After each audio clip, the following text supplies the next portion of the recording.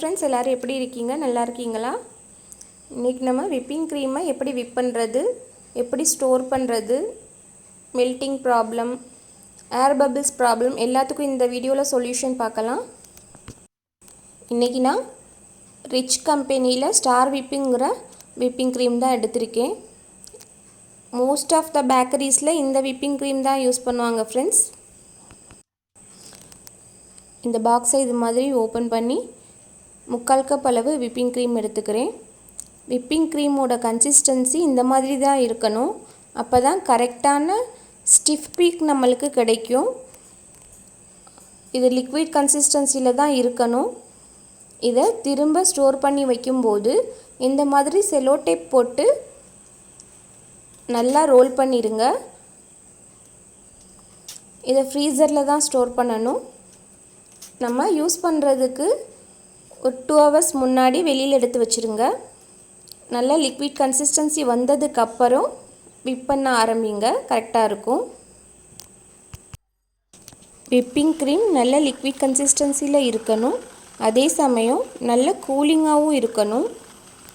அப்படி கூலிங் இல்லைன்னா ஃப்ரிட்ஜில் ஒரு 1/2 hour வச்சு அதுக்கப்புறம் விப் பண்ணுங்க, கரெக்டாக இருக்கும். எல்லா விப்பிங் க்ரீம்லேயுமே ஓரளவு நார்மலான சுகர் சேர்த்துருப்பாங்க. அது பத்தாதவங்க எக்ஸ்ட்ரா சேர்த்துக்கோங்க. நான் 2 ஸ்பூன் அளவு பவுடர் சுகர் சேர்த்துருக்கேன். பவுடர் சுகர் தான் சேர்க்கணும்.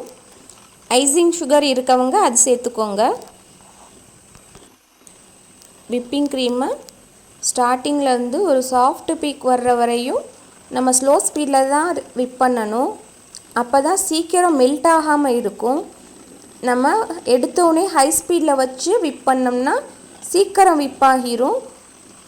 எந்த அளவுக்கு சீக்கிரம் விப் ஆணுச்சோ அதே அளவு சீக்கிரமே மெல்ட்டாகவும் ஆகிரும். அதனால் எப்போவுமே ஸ்லோ ஸ்பீடில் வச்சு விப் பண்ணிக்கோங்க.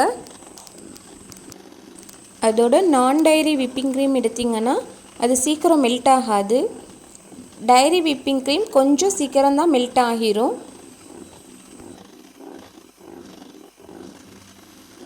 ஒரு 3 ஸ்பீடுக்குள்ளே வச்சு தானே பீட் பண்ணிக்கோங்க. நான் இப்போ 3க்குள்ளே தான் வச்சுருக்கேன். பாருங்கள், இப்போ தான் லைட்டாக விப்பாக ஆரம்பிச்சிருக்கு. இன்னும் ஒரு 2 minutes நல்லா பீட் பண்ணணும். நான் ஸ்டார்டிங்லாம் ஒரு 5 minutesக்குள்ளே ஹை ஸ்பீடில் வச்சு பீட் பண்ணி எடுத்துடுவேன். அது டக்குன்னே மெல்ட் ஆகிரும். இதனால் நிறைய கம்பெனிஸ்லாம் மாற்றி பார்த்தேன் விப்பிங் க்ரீமை. எல்லாமே இப்படி தான் இருந்துச்சு. அதுக்கப்புறம் இந்த மெத்தட் ஃபாலோ பண்ணதுக்கப்புறம் தான் சீக்கிரம் மெல்ட் ஆகாமல் இருக்குது. அதோட சம்மர் டைமில் கொஞ்சம் சீக்கிரமே எல்லா விப்பிங் க்ரீமுமே மெல்ட் ஆகிரும். நீங்கள் விப் பண்ணி முடித்தோன்னே ஒரு பைப்பிங் பேக்கில் போட்டு லாஸ்ட்டாக யூஸ் பண்ணுறதுக்கு தேவையான அளவு உள்ளே ஃப்ரிட்ஜில் வச்சுருங்க. இப்போ பாருங்கள், சாஃப்ட் பீக் இப்போ தான் ரீச் ஆகியிருக்கு. ஒரு 4 minutesக்கு மேலே பீட் பண்ணியிருப்பேன். இன்னும் ஸ்டிஃப் பீக் ரெடி ஆகலை. இதுக்கு மேலே ஹை ஸ்பீட் வச்சு பீட் பண்ணிக்குவோம். விப்பிங் க்ரீம் நல்லா ஸ்டிஃபாக ரெடி ஆகிருச்சுங்கிறத எப்படி கண்டுபிடிக்கிறதுனா, நம்ம பீட் பண்ணும்போது கொஞ்சம் கஷ்டமாக இருக்கும். அதுலேருந்து ஒரு 2 minutes நல்லா ஹை ஸ்பீடில் வச்சு பீட் பண்ணிங்கன்னா கரெக்டான கன்சிஸ்டன்சி ரெடி ஆகிரும். கரெக்டான கன்சிஸ்டன்சியில் நிறுத்திடுங்க. ஓவர் பீட் பண்ணிட்டீங்கன்னா அதில் ஏர் பபிள்ஸ் ஏறிடும். ஏர் பபிள்ஸ் ஏறின க்ரீமை வச்சு நம்ம கேக் பண்ணும்போது ஒரு ஃபினிஷிங்கே இல்லாமல் இருக்கும். பார்க்கவும் நீட்டாக இருக்காது. அதனால் கரெக்டான கன்சிஸ்டன்சியில் ஸ்டாப் பண்ணிடுங்க. விப்பிங் க்ரீமில் கலர் மிக்ஸ் பண்ணும்போது லூஸ் ஆகிரும். அந்த மாதிரி ப்ராப்ளம்ஸ்க்கு என்ன பண்ணுறதுங்கிறதுலாம் அடுத்த வீடியோஸில் நான் சொல்கிறேன். இன்னும் விப்பிங் க்ரீமில் உங்களுக்கு என்ன டவுட்ஸ் இருந்தாலும் அதை கமெண்ட்ஸில் கேளுங்க. நான் அடுத்தடுத்த வீடியோஸில் அதுக்கு ரிப்ளை பண்ணிடுறேன்.